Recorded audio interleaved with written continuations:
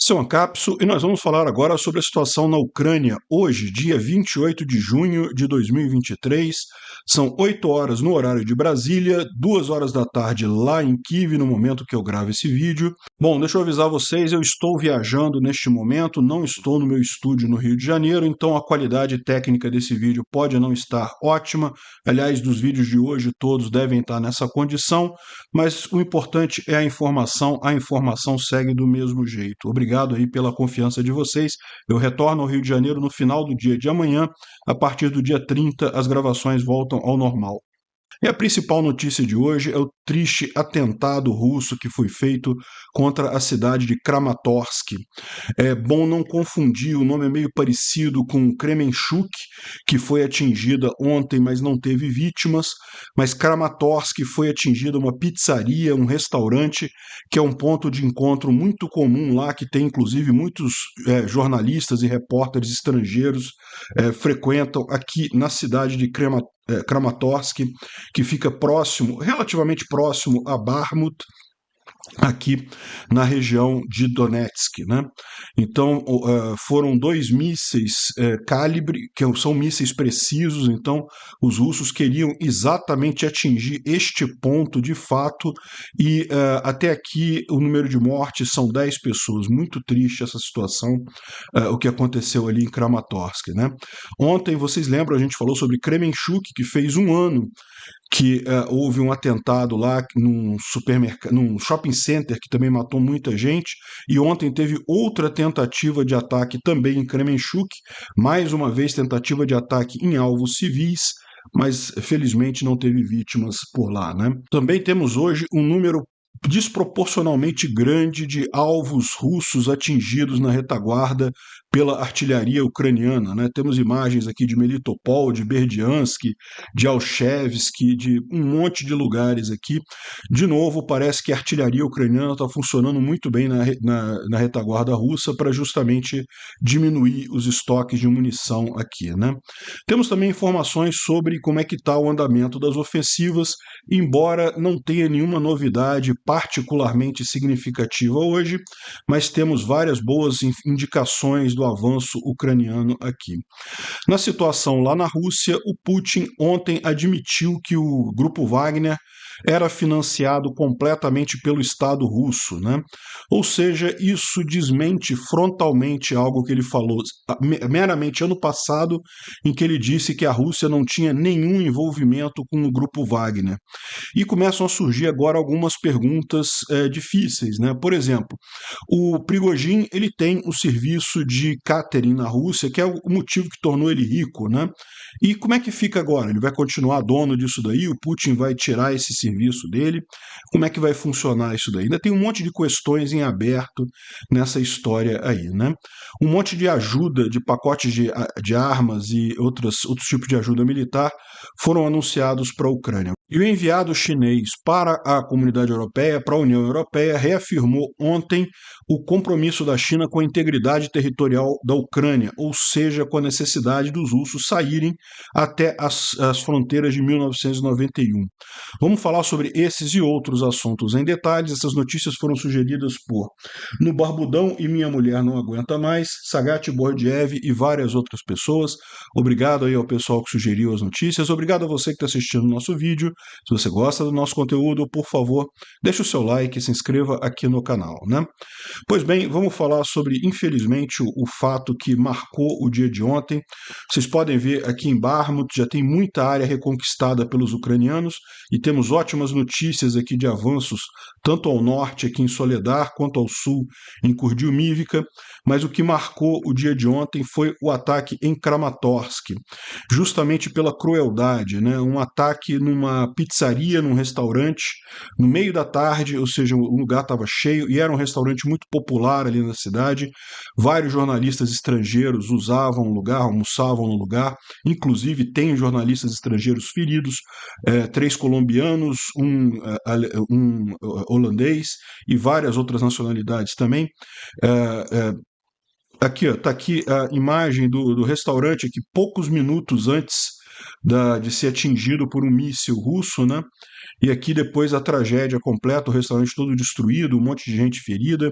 Tem uma série de filmes aqui que eu não posso mostrar, porque vocês sabem, porque o YouTube não gosta de corpos e coisa e tal, então é realmente muito triste. Esse aqui é logo depois, sabendo, dá para ver que é logo depois do míssil ter atingido, ainda tinha fumaça na região ainda.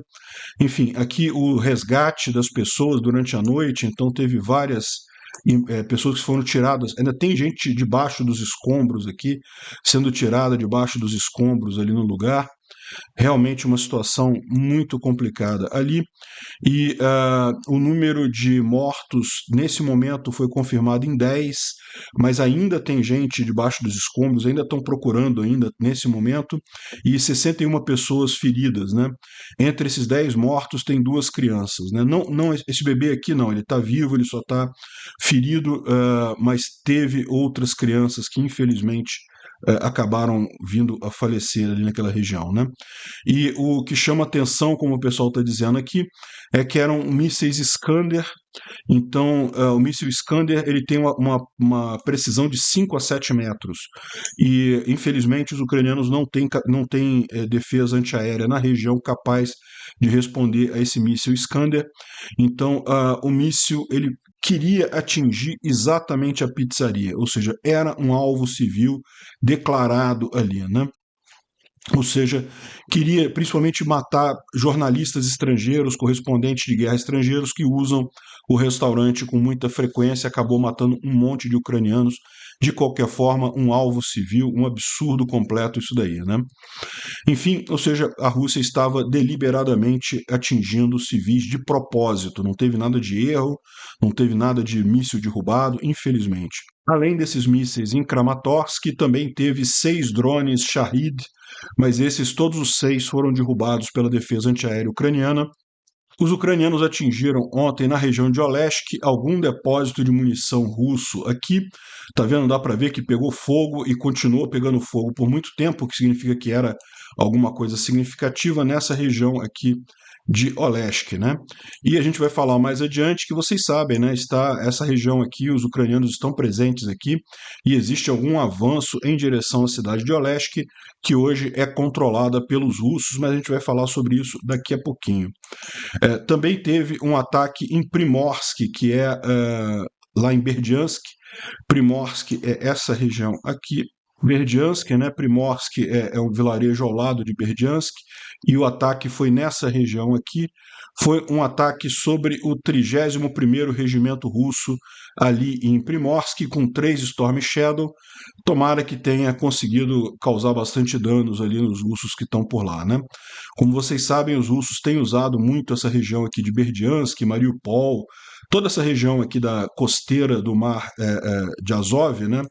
Justamente porque até pouco tempo atrás os ucranianos não conseguiam atingir essa região, era maior do que a distância para o HIMARS, né? Agora, como eles têm o Storm Shadow, virou festa e parece que foi atingido aqui essa posição do regimento russo lá em Primorsk, né?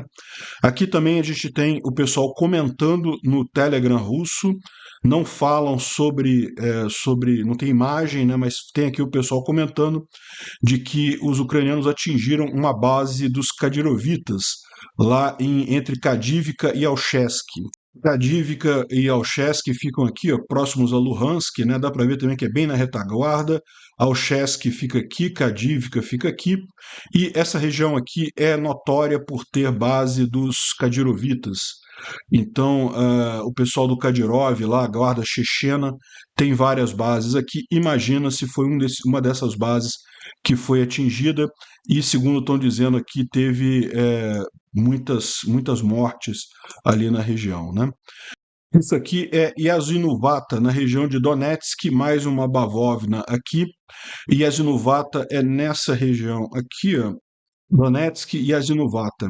Essa cidadezinha aqui, próximo de Avdiivka. Avdiivka é uma cidade ainda dominada pelos ucranianos, né? Houve alguns avanços aqui, os ucranianos retomaram Vesely, estão lutando por Kamianka, né? E aqui em Optine também teve algumas batalhas. Por hora, a coisa está mais ou menos parada aqui, e os ucranianos atingiram aqui essa retaguarda russa em Yazinovata, né? Também durante a noite teve explosões em Tokmak, em Mikhailivka e Melitopol, né? Então houve aqui reporte de explosões, a gente não tem as informações mais detalhadas, não temos imagens dessas explosões, mas essas explosões aconteceram aí durante a madrugada. Parece que só essa daqui de Melitopol que a gente tem. E presta atenção para você ver a quantidade de explosão secundária. Olha só.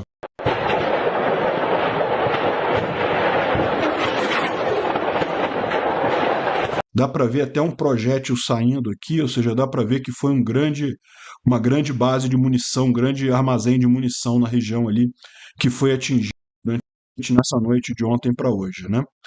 Então, mais um bom trabalho aí da artilharia ucraniana na retaguarda. E, como a gente falou, mesmo isso daqui não representa a totalidade dos ataques. Mas você vê quantos que a gente viu de ontem para hoje aqui, isso indica que foi realmente muito grande a quantidade de ataques feitos pelos ucranianos na retaguarda russa. E, lógico, isso tudo é feito para apoiar a ofensiva ucraniana. E aqui o Max 23 dá um overview de como é que está essa ofensiva de ontem para hoje.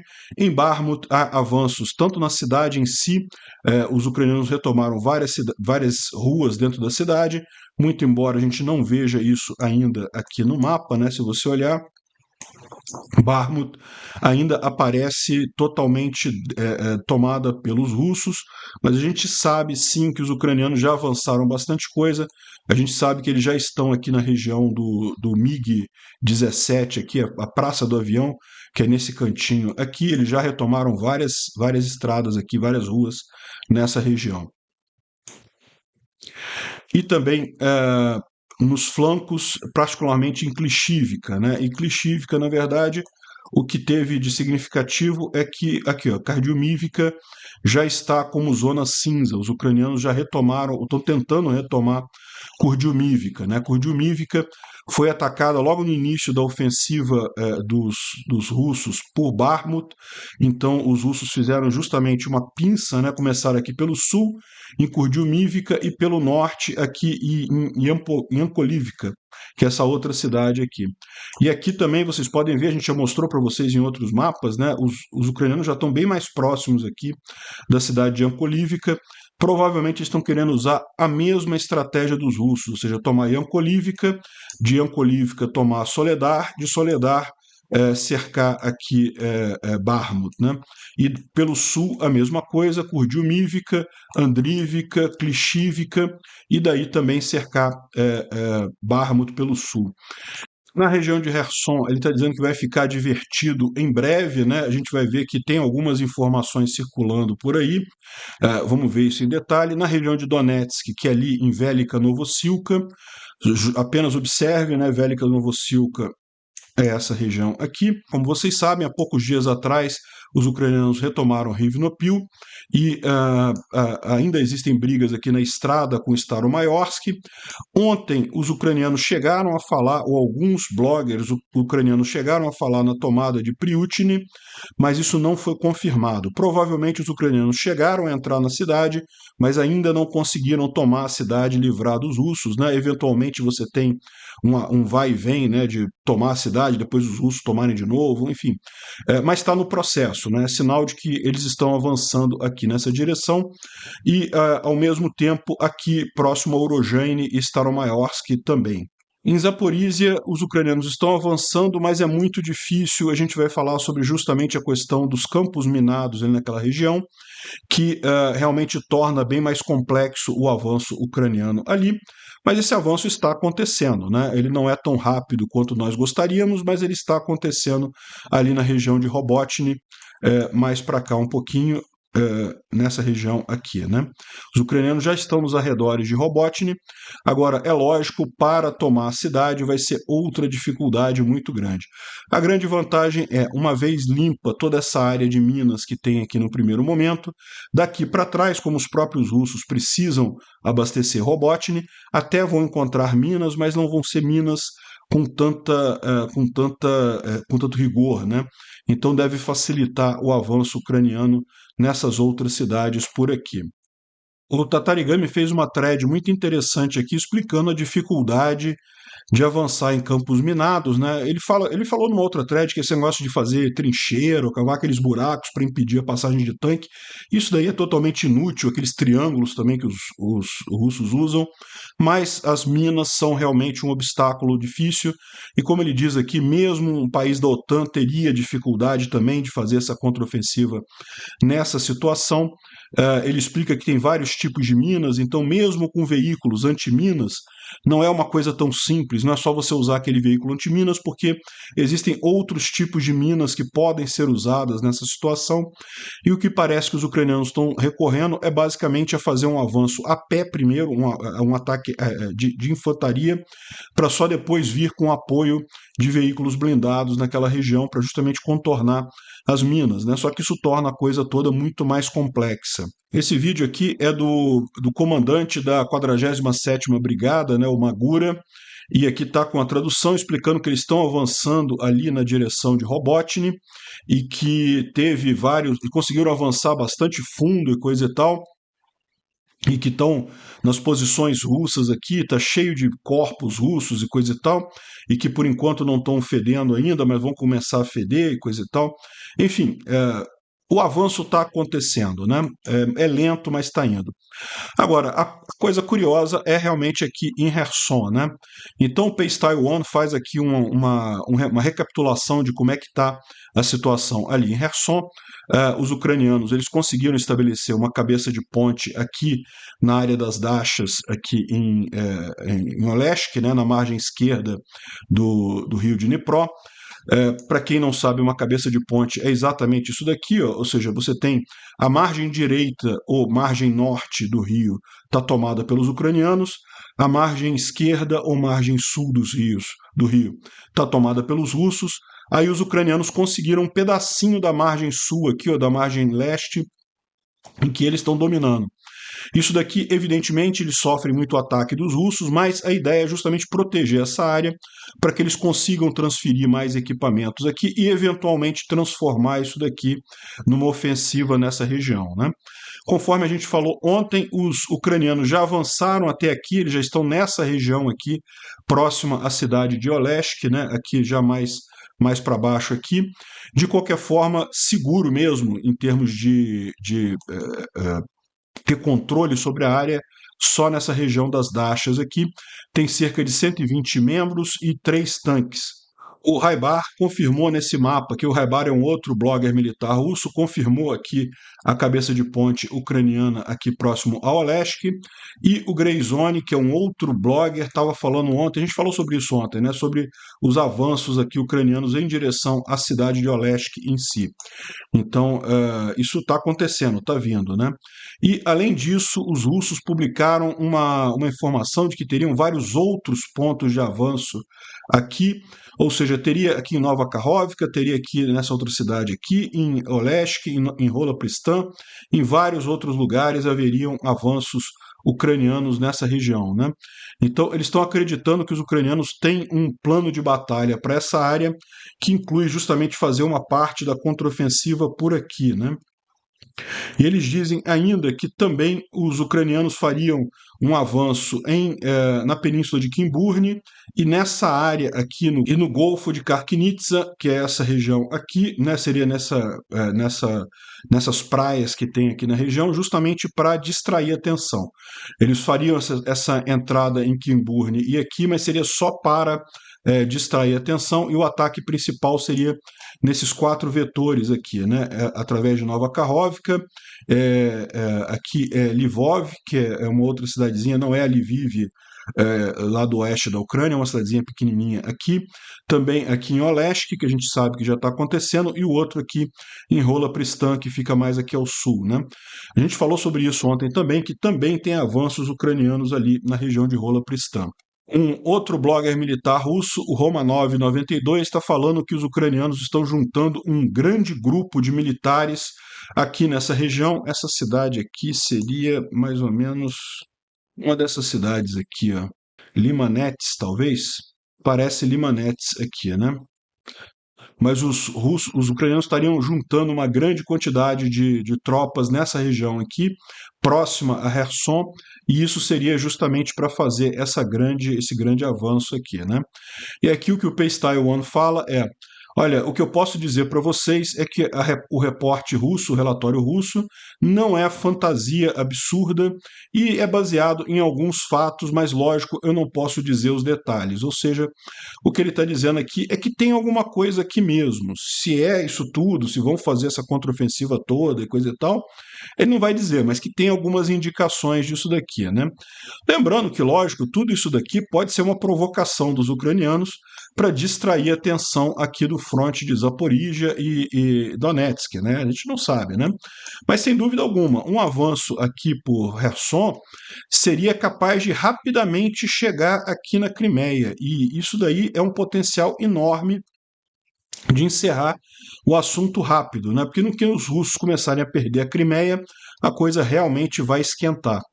E aquele negócio, né? Os russos mantêm todo esse corredor de terra aqui com o propósito de abastecer a Crimeia. Se eles começam a perder a Crimeia, toda essa invasão deles aqui deixa de fazer sentido no final das contas. Imagina os ucranianos avançando aqui, fechando aqui essa entrada de Armiansk na entrada aqui da Crimeia, e ao mesmo tempo conseguindo um avanço aqui, fechando essa ponte de terra aqui para as regiões ocupadas, você vai ter uma enorme quantidade de tropas russas nessa região aqui, totalmente cercadas, né?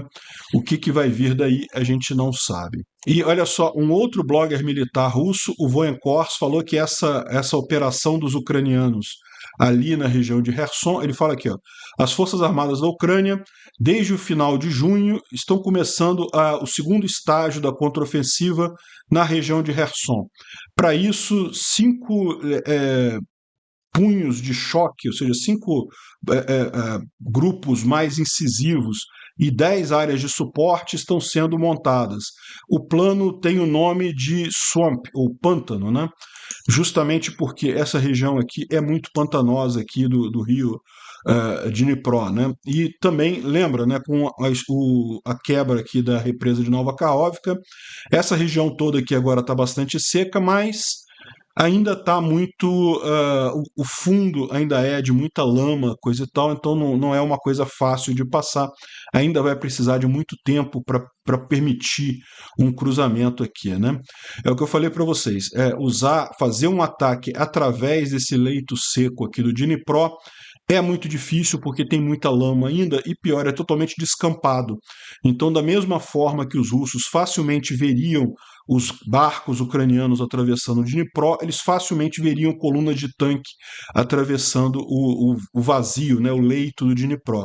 Mas tem um porém, né, tem uma vantagem nessa história que uma vez que você tenha estabelecido essa cabeça de ponte do lado de cá, né, que você já tenha dominado essa área, você pode usar o leito seco para transportar cargas, né?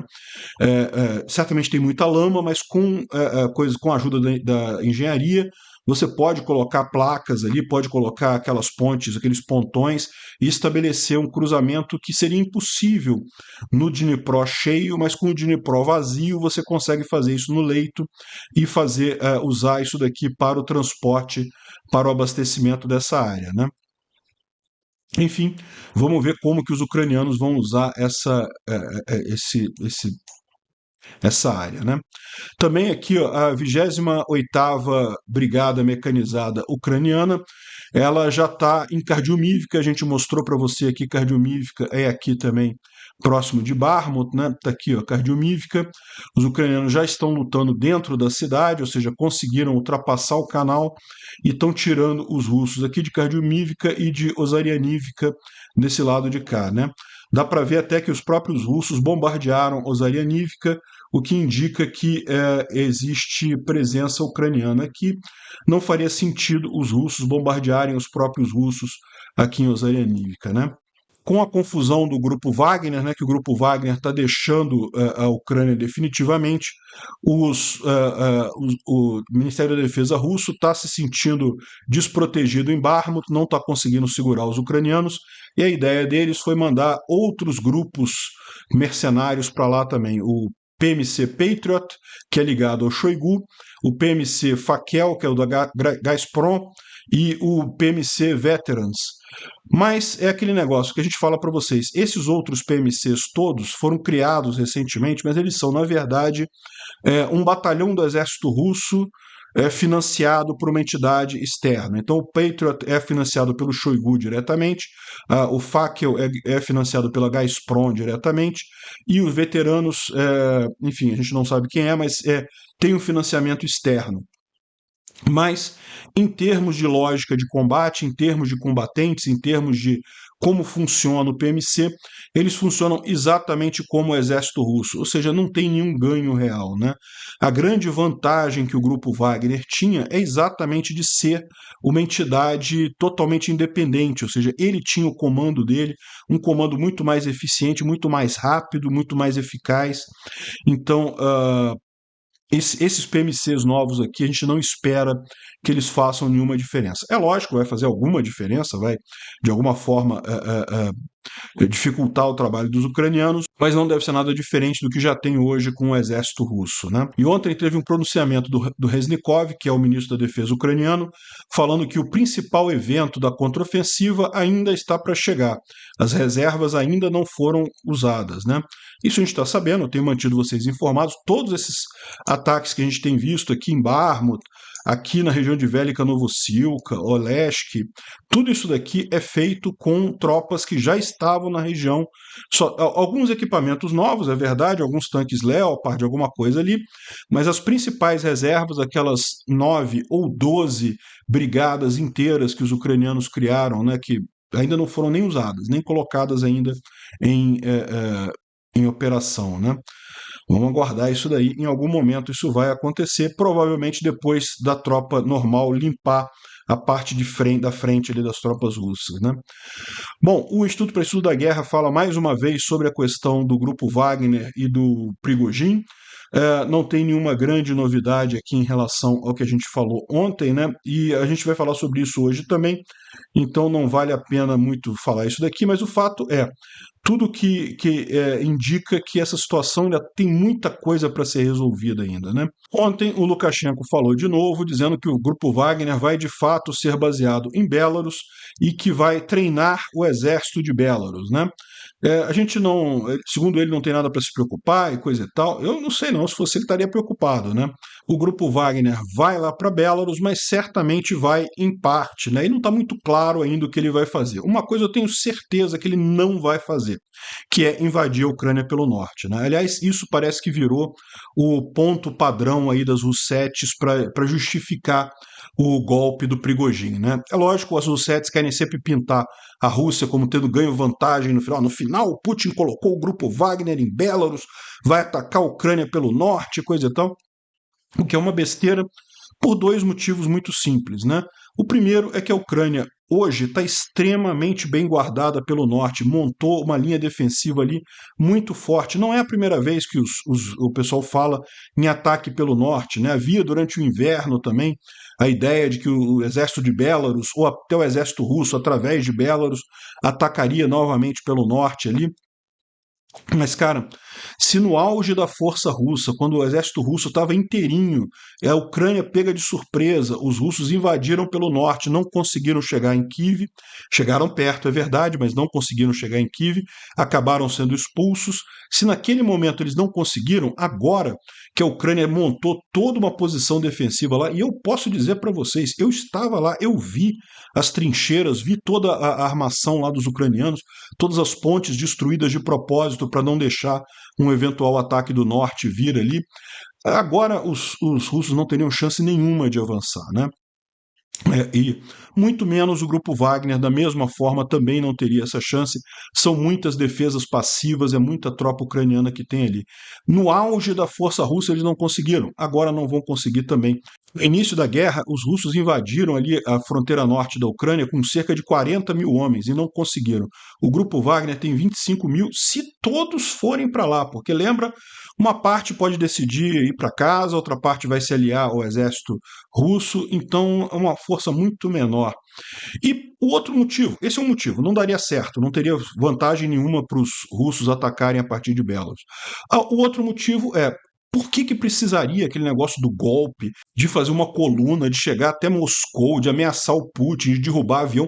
Para que precisaria fazer isso? Se o Putin quisesse atacar a Ucrânia pelo norte com o grupo Wagner, era só ele ligar para o Prigozhin e falar: Prigozhin, vá para Belarus que você vai atacar a Ucrânia pelo norte. Pronto. Não precisava fazer nada, não precisava dessa confusão toda, né? Isso aí está mais do que na cara que é uma forma da propaganda, da contra-informação russa, dizer que, não, isso tem uma coisa positiva, na verdade, isso era o plano do Putin desde o início e coisa e tal. Lógico que isso não era o plano do Putin. O Putin ficou com uma cara de tacho nessa história toda, aí, com uma cara vergonhosa, isso daí. Mas, enfim, a função da contra-informação russa é essa, é tentar pintar a coisa de forma positiva.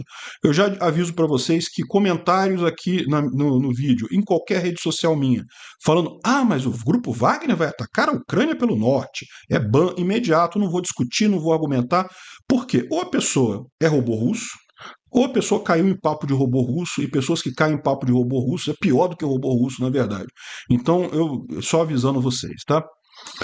Bom, o- tem outras confusões que ainda não foram desfeitas. Olha só, tem fontes lá na Síria dizendo que o exército russo, em cooperação com o regime lá da Síria, está tomando o controle do grupo Wagner na Síria. Ou seja, vocês sabem, a Rússia está lá na Síria também, o grupo Wagner também está lá na Síria, e parece que lá não está tendo papo, não. O exército está tomando as bases do grupo Wagner e está tomando para si.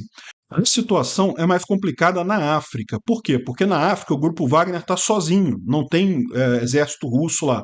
É o grupo Wagner sozinho que está presente em vários países ali da África e, por enquanto, a gente não sabe como é que vai ficar isso. Eles vão continuar lá, vai continuar tendo o apoio lá. Isso é muito importante para o Prigozhin, porque justamente entra no segundo ponto aqui, que o general SVR está dizendo aqui que o Prigozhin tem um monte de dinheiro, então ele não precisa se preocupar num primeiro momento. Mas é lógico que o Putin vai cortar o financiamento do grupo Wagner lá na Rússia. Então o grupo Wagner vai ter que se virar com suas próprias fontes de renda. E a gente sabe que o grupo Wagner tem uma fonte de renda grande, justamente lá na África. Por quê? Porque os ditadores dos países em que o grupo Wagner está lá, eles pagam, né, uma espécie de imposto para o grupo Wagner para manter a segurança do país. Então, isso é uma fonte de renda que eles têm. Será suficiente para manter o grupo Wagner como um todo? A gente não sabe. Vocês sabem, o Prigozhin ele é conhecido por empresas de catering, né, de refeições, de servir refeições em presídios, escolas, no governo russo. Então ele ficou rico assim, mas é possível imaginar que o Putin agora vai cortar esses contratos. Então, como é que o Prigozhin vai fazer? Né? Num primeiro momento ele tem um monte de dinheiro, ele consegue se manter com a reserva dele, mas em algum momento ele vai ter que ver se o grupo Wagner continua viável economicamente, né? E por falar nisso é muito, muito engraçado, né? Porque o Putin ontem desmentiu completamente o que ele falava até 2022, né? Até 2022 ele falava que não, que o governo russo não tem nada a ver com os grupos paramilitares, com o grupo Wagner, com nenhum outro grupo, não tem nada a ver com nada. E agora ele já mudou a história completamente dizendo que não, olha só, o grupo Wagner era 100% financiado pelo governo russo, né? Que coisa, né? Máscara caiu aqui com muita força, mesmo a hipocrisia do Putin nesse caso também, né? Aqui tem uma informação de correspondentes militares russos dizendo que durante a rebelião o Putin ficou indisponível e o país, na verdade, foi dirigido pelo FSB da Federação Russa. Né? Aí o pessoal falando, realmente fica claro o grau de coragem do Putin. Né? O que ele fez? Ele escondeu, fugiu, e olha só, se o Prigozhin tivesse coragem e fosse adiante, o Putin não voltava, não. Outra coisa curiosa foi a Activision, que pediu desculpas formalmente.